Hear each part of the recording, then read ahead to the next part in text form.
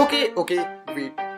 आज मैं तुम्हें 5 ऐसा एनिमे बताने वाला हूँ जो तुम्हें एक्चुअली में अच्छे लगेंगे, बिकॉज हर एक एनिमे में कुछ ना कुछ इमोशंस रिफ्लेक्ट करता है। एंड सीरियसली ये एनिमे देखने के बाद तुम्हें अच्छा खासा एनिमे का एक्सपीरियंस हो जाएगा। सो स्टार्ट करते हैं सबसे पहले मॉन्स्टर से। देखो हाँ, मुझे पता है मॉन्स्टर थोड़ा बड़ा एनिमे है क्योंकि ऑलमोस्ट 74 to 75 एपिसोड्स है इसमें। एंड सीरियसली जब मैंने ये देखना स्टार्ट किया था, एट वन पॉइंट मैंने भी ये एनिमे छोड़ दिया था, बट आई थॉट कि इतना तक देख ही लिया है और लोग इसके बारे में इतनी बातें कर रहे हैं तो इसको एक और ट्राई देना बनता है। And I continue watching monster. Finally 1-2 month के बाद आराम से हर दिन एक एपिसोड देख के खत्म कर दिया। And at the end of the series मुझे ये चीजें पता चली that one decision can change your entire life. देखो एनिमे की स्टोरी स्टार्टिंग होती है एक ऐसे डॉक्टर से जिसके पास 2 डिसीजंस होते हैं।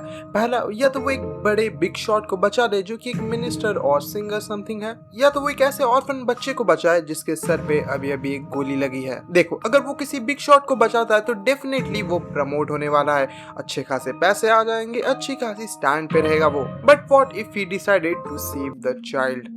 और यही डिसीजन उसकी लाइफ का सबसे बुरा डिसीजन रहता है। वेल तुम बोलोगे क्यों? क्योंकि एक बच्चे को बचाना क्या अच्छी बात नहीं है?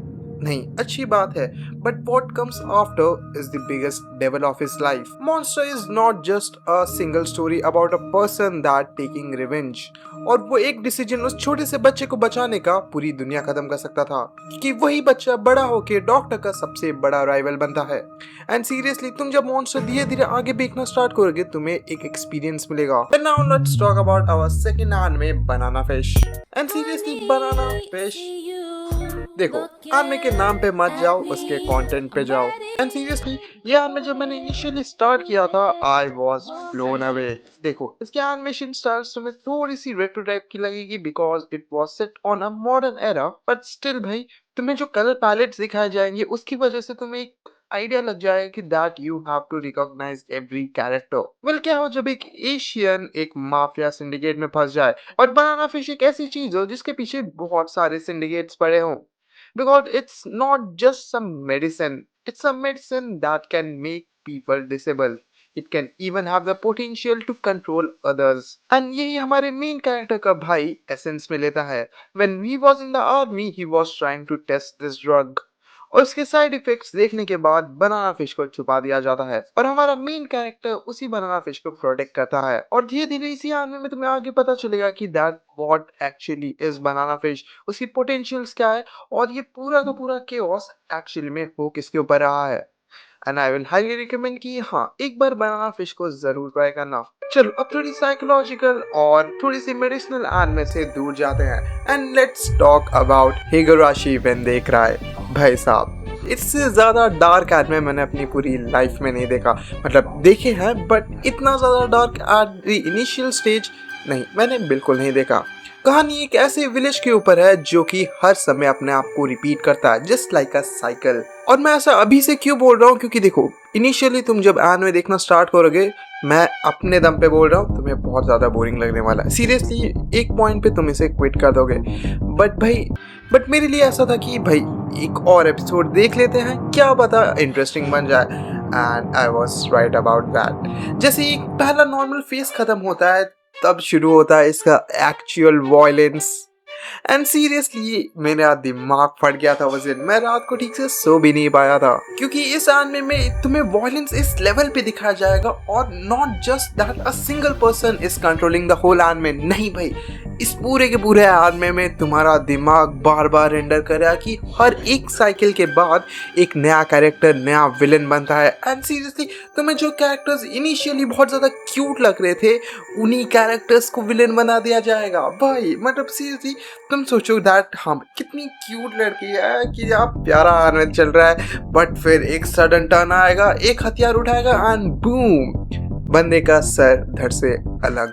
And seriously it not just a dark side of this anime but it's actually the potential of this anime. And what makes it even more interesting that भाई साहब एनिमे का लॉजिक। सीरियसली बोल रहा हूँ, तुम एक पॉइंट पे सोचोगे वेट मैंने पहले जो देखा था या वो सही है, जो अभी देख रहा हूँ वो सही है। और हाँ, एक और बात देखो, इस एनिमे के कई सारे सीजन्स हैं जो वापस से रीराइट किए गए हैं, वापस से न्यू एनिमेट किए गए हैं। बट मैं रिकमेंड करूंगा कि इसका ओल्डर वर्जन देखना, बिकॉज नए वाले वर्जन को पूरा का पूरा बेकार बना दिया गया है। मतलब सीरियसली मैंने नए वर्जन के खाली 2 एपिसोड्स देखे एंड आई वाज लाइक भाई देखो, और नहीं देख सकता मैं ये। तो हाँ, मैं रिकमेंड करूंगा कि अगर तुम ये देखना चाहते हो तो इसका ओल्डर वर्जन ही देखना। Now let's talk about our fourth anime, और थोड़ा वायलेंस से हट के रोम कॉम में जाते हैं। And our fourth anime is golden times. देखो, एक initial high school love story है जो कि तुम्हें काफी ज्यादा सूथिंग लगेगी। देखो, I am not into rom com anime styles,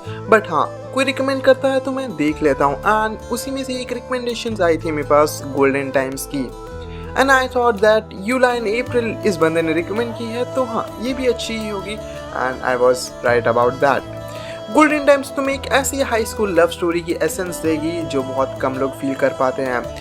इसमें बहुत सारी चीज़ें जैसे रिवेंज हो गया, डिप्रेशन हो गया, एंग्जाइटी हो गई, एंड उस डिप्रेशन और एंग्जाइटी से कैसे एक इंसान कम बैक करता है और वापस अपनी प्यारी सी लव स्टोरी कंटिन्यू करता है, तुम्हें इस एनिमे में भी दिखाया जाएगा।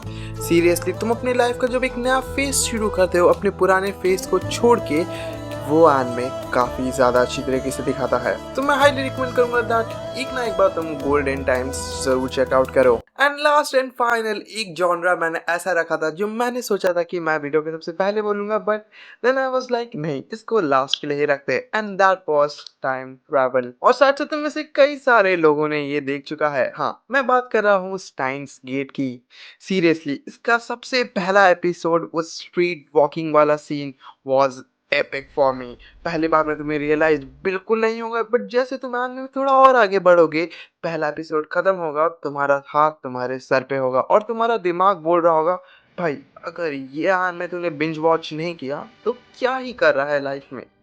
एंड सीरियसली मैं आधी रात के 2-3 बजे तक बैठ के वो मैं बिंज वॉच कर रहा था। और हाँ, एक और बात, एक पॉइंट पे तुम्हें स्टाइन गेट ऐसा लगेगा कि भाई इतनी बार रिपीट हो रही है, कितनी बार देखूं भाई, थोड़ा स्किप कर देते हैं। एंड सीरियसली हाँ, तुम्हें थोड़ा बहुत कर देना चाहिए, नहीं तो तुम बहुत ज़्यादा बोर हो जाओगे। इनिशियल फेज पे मैंने भी की थी, but then I miss some critical points, और वो क्रिटिकल पॉइंट्स मुझे बाद में जाके रियलाइज हुए, because I can not connect the two ends. और उसके बाद मैंने सोचा कि हाँ ठीक है, इसे अच्छा सा एक बिंज वॉच करते हैं, and I completed the whole anime. और हाँ, इसका कुछ पर्टिकुलर वॉच ऑर्डर मेरे पास नहीं था, तो मैंने इसे क्रोनोलॉजिकल ऑर्डर में ही देखा, बिकॉज अगर तुम इसे क्रोनोलॉजिकल ऑर्डर में नहीं देखोगे तो बहुत सारे स्पॉयलर्स हैं जो तुम्हें इनिशियल फेज पे मिल जाएंगे, जो इस एनिमे का एक्चुअल में मज़ा खराब कर देते हैं। एंड मेरा एक फ्रेंड था जो इनिशियल स्पॉयलर्स दे रहा था, एंड आई वाज लाइक भाई ये बंदा बोल क्या रहा है, बिकॉज एट दैट पॉइंट मैंने उतना डेप्थ में नहीं देखा था वो, और वो जो चीज़ें बोल रहा था वो थी फ्यूचर की, एंड मैं जो फ्यूचर में देख रहा था वो चीज़ें अलग थी। सो हाँ, एक्चुअली में मुझे स्पॉइलर मिले बट नहीं मिले।